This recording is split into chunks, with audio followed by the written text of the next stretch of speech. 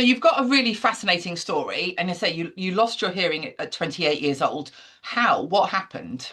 I had two head injuries in my 20s, and after the second one, which is a car accident, I started to go deaf in both ears quite rapidly. So it looked like there was a very strong link to the accident.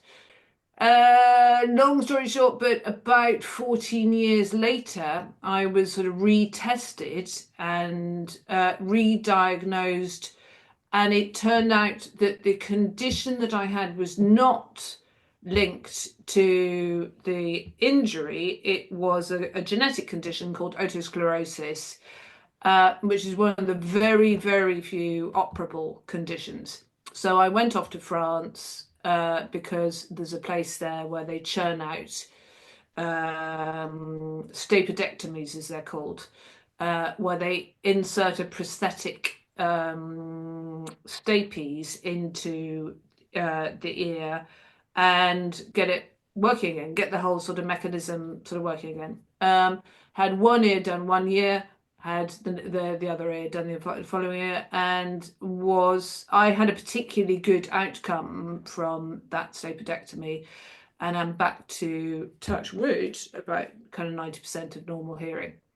And then just wanted to forget about the whole experience for a long time. And after about 7 years, decided that there was so much to talk about in terms of hearing, not just my experience, but I kept coming across people in their kind of, 20s and 30s like me, who for various reasons had lost their hearing, quite often to do with sort of, music, gigs, exposure to loud noises, whatever it happened to be, and who was struggling to know how to cope with it, really. Anyway, I wrote a book called Sound, which concentrates just as much on those things and about the wider background of hearing. And